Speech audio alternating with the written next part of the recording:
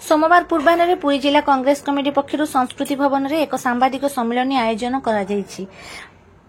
वर्ष एक प्रतारणा अनेक शीर्षक और राज्य सरकार एक वर्ष और केन्द्र सरकार 13 वर्षर विफलता विषय आलोकपात कर मुख्य अतिथि तथा वरिष्ठ कांग्रेस नेता तारा प्रसाद बाहिनपति ऑपरेशन सिंदूर पर सरकार राजकोषर निजर दलीय प्रचार प्रसार कर अभियोग कर कहले पहेल ग्राम में जो 4 जन आतंकवादी दमन लीला रचई धर्म पचारि निरीह हिंदू मान हत्या कले सरकार से एपर्यंत मारिपारे ना एवं सरकार दरदाम वृद्धि रोकबार विफल होती और राज्य में नारी निर्यातना असह्य रूप धारण करथिबा बेले सरकार केवल सबुज रंग बदल में गेरुआ रंग करिबारे 1 वर्ष बीतीगला।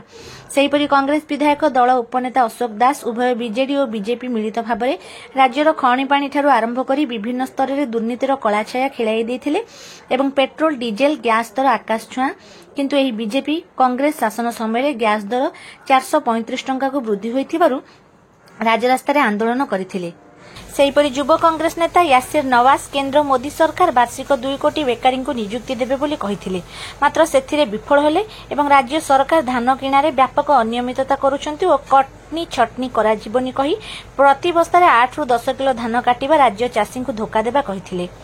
अन्यमानक मध्य किसान कांग्रेस राज्य सभापति अमीय पट्टनायक जलसेचन ठारू आरंभ कर पुरी जिलार मुख्यतः धान पान मीन एवं दुग्ध चाषी विभिन्न समस्या दिगरे सरकार को निशान करथिले। आजिर कार्यक्रम पुरी जिला कांग्रेस संयोजक इंजीनियर राजेश कुमार मिश्र सभापतित्व संपादन होइतिबा बेले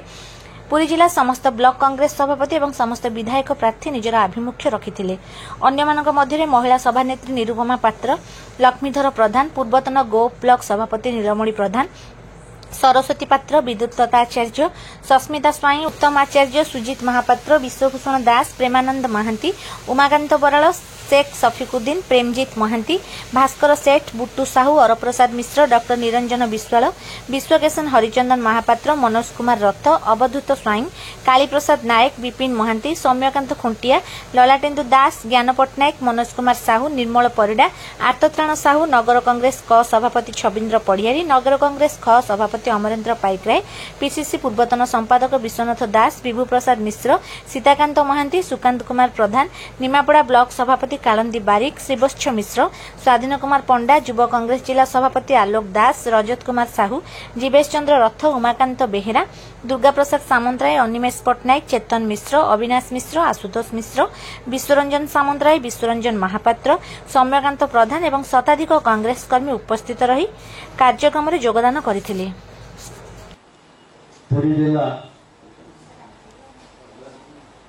आज आयोजक एवं वरिष्ठ कांग्रेस नेता श्रीयुक्त मिश्र बाबू जोगाजोग करने प्रदेश कांग्रेस कमिटी निर्देश टाउन कांग्रेस सभापति कख एवं मोर साथी वरिष्ठ नेता विधायक अशोक दास एमपी कैंडिडेट भुवनेश्वर आसिफ एवं श्रीमती शिल्पी छात्र कांग्रेस युव कांग्रेस महिला कांग्रेस तथा राज्य किसान संघ चेयरमैन अमीय बाबू सांबादिक बंधु मैंने उपस्थित मोर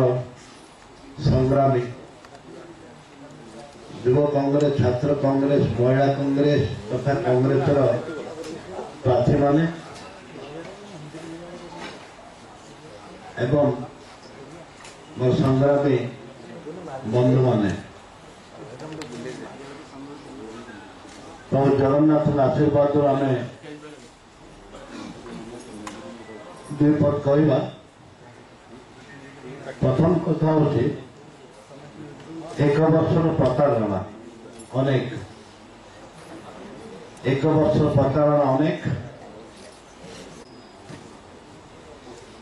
देखु दीर्घ वर्षे है सरकार मोहन सरकार शासन कर चारिआडे प्रचार प्रसार चली दीर्घ दिन है जो मुख्यमंत्री आरंभ कर समस्त मंत्रिमंडल जिला जिला जाए गोटे वर्षर अनेक कथा कहवाई कहते कांग्रेस दल तरफ आम प्रतिवाद